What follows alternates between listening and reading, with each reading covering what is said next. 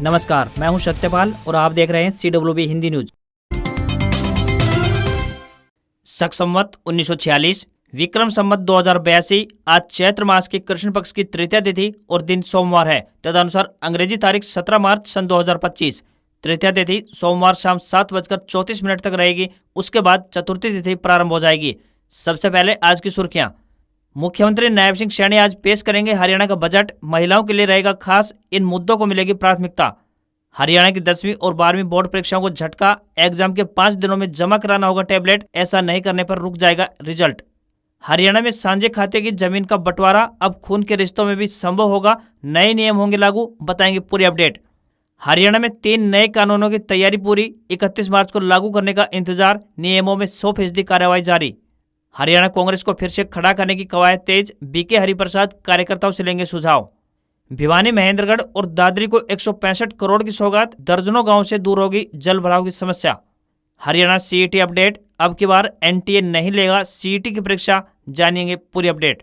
और हरियाणा में हाईवे किनारे 14 जगहों पर बनेंगे ट्रामा सेंटर। एक्सीडेंट में घायलों की जान बचाना होगा आसान। और अब खबरें विस्तार से। हरियाणा में होली के बाद भी मौसम परिवर्तनशील बना हुआ है। कई जिलों में बरसात के बाद अब ठंडी हवाएं चल रही हैं। मौसम विभाग का कहना है कि आगे भी इसी प्रकार का मिला जुला मौसम रह सकता है। बरसात के कारण दिन और रात के तापमान में गिरावट दर्ज की गई है। कुछ जिलों में अधिकतम तापमान 4 से 5 डिग्री तक लुढ़क चुका है। मौसम विभाग के अनुसार अगले 24 घंटों के दौरान 30 से 40 किलोमीटर प्रति घंटे की रफ्तार से तेज हवाएं चलने की संभावना बनी हुई है। नौकरी का इंतजार कर रहे युवाओं के लिए खुशखबरी है। सेंट्रल बैंक ऑफ इंडिया की तरफ से पोस्ट ऑफिस असिस्टेंट, चौकीदार व कई अन्य पदों पर भर्ती के लिए आवेदन मांगे गए हैं। अगर आप भी इन पदों पर आवेदन भेजने के इच्छुक हैं तो ऑफलाइन माध्यम से अपने आवेदन भेज सकते हैं। सैलरी 15,000 रुपए पर मंथ मिलेगी। ऑफिस असिस्टेंट के पदों के लिए उम्मीदवार ग्रेजुएट होने चाहिए तथा उन्हें कंप्यूटर का ज्ञान होना आवश्यक है। अटेंडर के पदों के लिए उम्मीदवार 10वीं पास होने चाहिए, तो वहीं चौकीदार के पदों के लिए 7वीं पास उम्मीदवार हो सकते हैं। फैकल्टी उम्मीदवार ग्रेजुएट होने चाहिए। वहीं न्यूनतम आयु 21 वर्ष और अधिकतम आयु 40 वर्ष तय की गई है। इन पदों के लिए उम्मीदवारों को ऑफलाइन आवेदन करने होंगे। आवेदन करने की आखिरी तारीख 21 मार्च रहेगी। हरियाणा के सरकारी स्कूलों के 10वीं और 12वीं के विद्यार्थियों के लिए शिक्षा विभाग ने आदेश जारी किए हैं। इनमें बताया गया है कि ई अधिगम योजना के तहत जो टैबलेट्स विद्यार्थियों को बांटे गए थे उन्हें बोर्ड की परीक्षाओं के बाद जमा करवाना जरूरी होगा। शिक्षा विभाग द्वारा जारी निर्देशों के अनुसार विद्यार्थियों को अपनी अंतिम बोर्ड परीक्षा के 5 दिनों के अंदर tablet, charger, data cable, SIM सहित सभी जरूरी सामानों को स्कूल में जमा करवाना जरूरी होगा। टेलीफोन के जरिए विद्यार्थियों को सूचित करने की जिम्मेदारी स्कूल प्रबंधन और कक्षा प्रभारी की होगी। सभी टैबलेट्स वापस जमा करवाने की जिम्मेदारी स्कूल मैनेजमेंट कमेटी की होगी। इस दौरान जो टैबलेट जमा करवाए जाएंगे उनके स्टॉक को रजिस्टर में एंट्री करना भी आवश्यक होगा। समय रहते टैबलेट जमा नहीं करवाने वाले विद्यार्थियों के खिलाफ सख्त कार्रवाई अमल में लाई जाएगी। विभाग द्वारा जारी निर्देशों में बताया गया है कि यदि विद्यार्थी जानबूझकर टैबलेट वापस नहीं करता है तो उसका बोर्ड परीक्षा परिणाम हरियाणा विद्यालय शिक्षा बोर्ड भिवानी द्वारा रोक दिया जाएगा। ऐसे विद्यार्थियों का परिणाम डिजिटल लॉकर पर भी अपलोड नहीं होगा।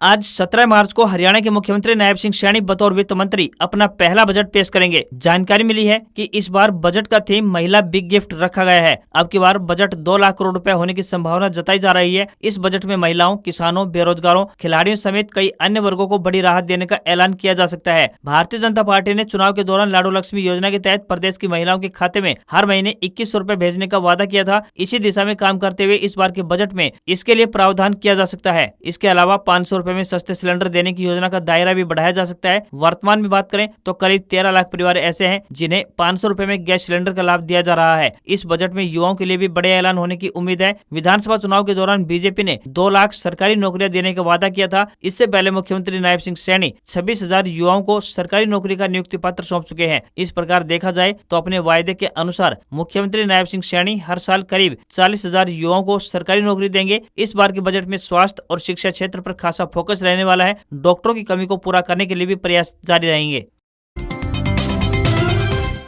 इस बार के बजट में अव्वल बालिका योजना के तहत जिले में प्रथम आने वाली बच्ची को सरकार स्कूटी प्रदान कर सकती है। वहीं प्राकृतिक खेती को बढ़ावा देने के लिए सरकार 10,000 रुपए प्रति एकड़ की दर से प्रोत्साहन राशि दे सकती है, जो पहले 7,000 रुपए थी। बेरोजगारों को स्वरोजगार के लिए 25 लाख रुपए तक के लोन का प्रावधान भी बजट में किया जा सकता है। दूसरी तरफ कर्मचारियों के लिए भी सरकार बड़े ऐलान कर सकती है। विभिन्न कर्मचारी संगठनों की मांगों को ध्यान में रखते हुए सरकार रिटायरमेंट की उम्र सीमा 58 साल से बढ़ाकर 60 साल कर सकती है। महेंद्रगढ़ में डिफेंस, एयरोस्पेस और पंचकुला में फिल्म सिटी के लिए भी बजट का प्रावधान हो सकता है। वहीं मेवात में नई सशस्त्र पुलिस बटालियन के वादे को भी बजट में पूरा किया जा सकता है। छोटे उद्योगों और व्यापारियों के लिए भी बड़े ऐलान किए जाने की उम्मीद है।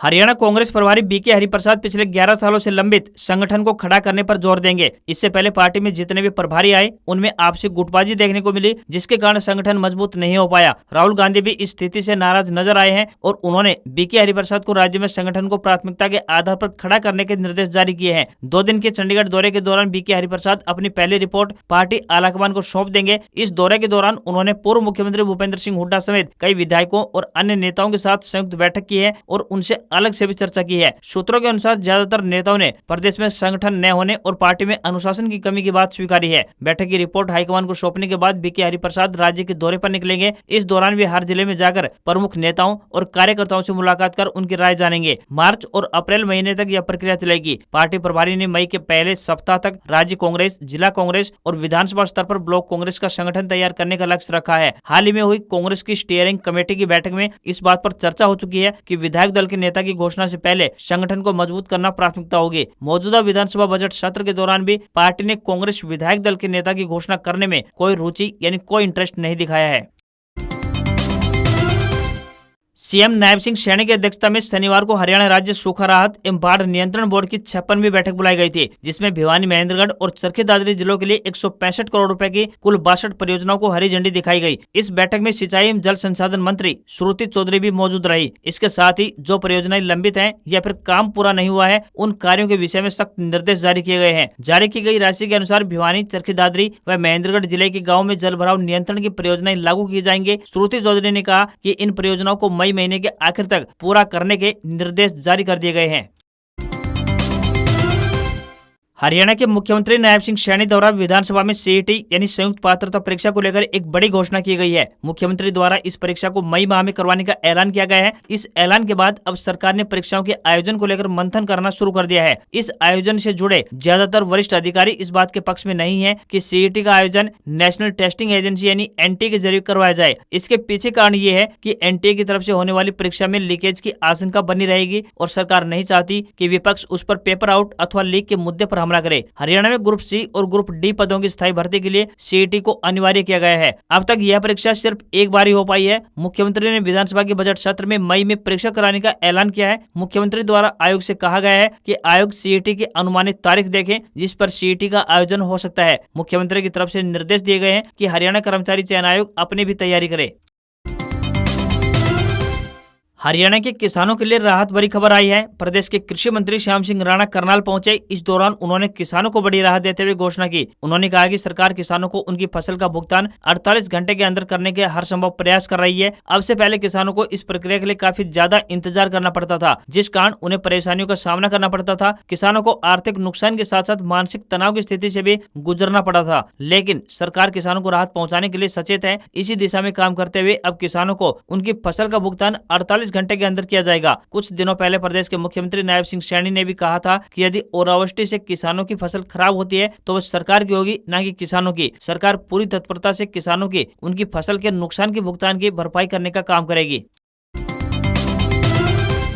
हरियाणा में अब साझे खाते की जमीन का बंटवारा खून के रिश्तों में भी संभव होगा। संयुक्त जमीन का बंटवारा हिस्सेदारों में सहमति से करने के लिए राजस्व अधिकारी द्वारा नोटिस जारी किया जाएगा। यह कदम अदालती झगड़ों में कमी लाने के उद्देश्य से उठाया गया है। इसी मकसद से प्रदेश सरकार ने 5 साल पहले बनाए गए नियम में संशोधन करने का अहम फैसला लिया है। तत्कालीन मुख्यमंत्री मनोहर लाल खट्टर के कार्यकाल के दौरान संयुक्त मालिकों में साझी जमीन के बंटवारे के लिए कानून में धारा 111 कैद जोड़ी गई थी, लेकिन इस दायरे में रक्त संबंधियों और पति पत्नी को बाहर रखा गया था। इससे मतभेद बढ़ गए थे और हिस्सेदारी के मामलों में मुकदमेबाजी हो रही थी। इन्हीं विवादों को खत्म करने के लिए नए नियम जोड़े जा रहे हैं, जो कि पति पत्नी को छोड़कर सभी पर लागू हो गए। आमतौर पर यह देखा जाता था कि संयुक्त संपत्ति के सह स्वामी अपनी जमीन नहीं बेच पाते थे जब तक उसका बंटवारा नहीं होता। अब सरकार इस समस्या के समाधान के लिए अधिनियम में संशोधन करने जा रही है।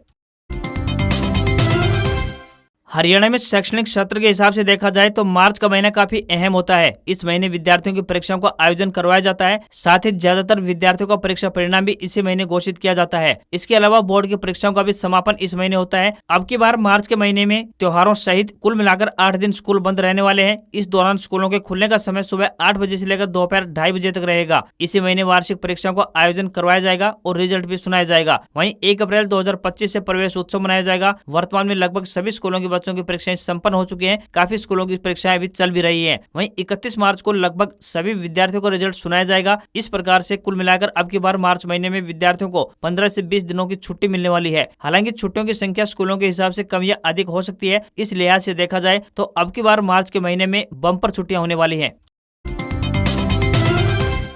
सड़क हादसों में घायलों को गोल्डन आवर यानी कि वो समय जिसमें जान बचाना संभव होता है में उपचार और हरियाणा की स्वास्थ्य सेवाओं का बुनियादी ढांचा मजबूत करने के लिए हरियाणा सरकार ने एक अहम और बड़ा कदम उठाया है। सूबे की नायब श्रेणी सरकार ने राज्य से गुजरने वाले नेशनल हाईवे और एक्सप्रेसवे के आसपास ट्रॉमा सेंटर बनाने की योजना बनाई है। स्वास्थ्य विभाग की बैठक में राज्य सरकार ने फैसला लिया है कि जिन जिलों से नेशनल हाईवे और एक्सप्रेसवे गुजरते हैं उन सभी जिलों के अस्पतालों में ट्रॉमा सेंटर स्थापित किए जाएंगे। पहले चरण में नारनौल, महेंद्रगढ़, चरखी दादरी, भिवानी, जींद, पानीपत और सोनीपत समेत 14 जिलों में ट्रॉमा सेंटर बनाने की योजना बनाई गई है। इन ट्रॉमा सेंटर में आधुनिक उपकरण और चिकित्सा सुविधा उपलब्ध होगी, जिससे कि मरीज की जिंदगी बचाने की ज्यादा से ज्यादा संभावना बनी रहे। स्वास्थ्य विभाग द्वारा विभिन्न जिलों में उपचार के लिए जरूरी उपकरण खरीद, मरम्मत, लैब के उपकरण और ब्लड बैंक में जरूरी सामान खरीदने के लिए 26.30 करोड़ रुपए की बजट राशि जारी की है। इसके लिए उपरोक्त सभी जिलों को 30 मार्च तक उपकरण खरीदने और इसकी सूचना स्वास्थ्य विभाग को देने के निर्देश दिए गए हैं।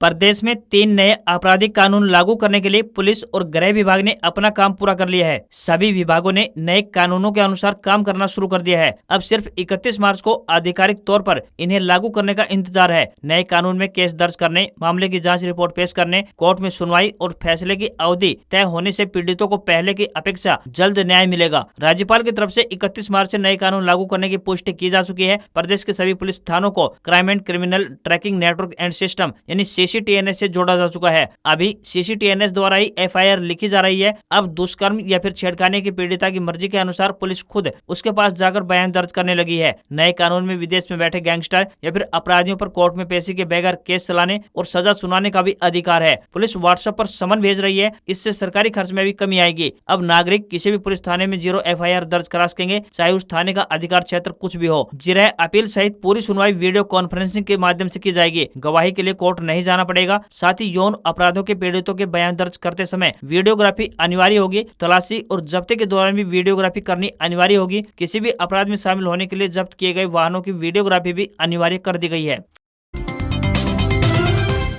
हरियाणा में बीजेपी सरकार 5 नए जिले बनाने की तैयारी में है। इसका संकेत इस बात से मिल रहा है कि बीजेपी ने अपने संगठन के लिए 22 जिलों के बजाय 27 जिले बनाए हैं। बीजेपी ने हांसी, गोहाना, डबवाली, बल्लभगढ़ और ग्रेटर गुरुग्राम के लिए भी जिला अध्यक्षों के लिए आवेदन मांगे हैं। रविवार को सभी जगहों पर भाजपा कार्यालय में जिला अध्यक्षों के लिए आवेदन लिए गए। आज यानी सोमवार 17 मार्च की सुबह 10 बजे सभी जिलों के चुनाव संपन्न होंगे। आज ही मुख्यमंत्री नायब सिंह सैनी विधानसभा में बजट पेश करने वाले हैं। चर्चा है कि बजट के दौरान नायब सिंह सैनी 5 नए जिले बनाने को लेकर भी कुछ ऐलान कर सकते हैं।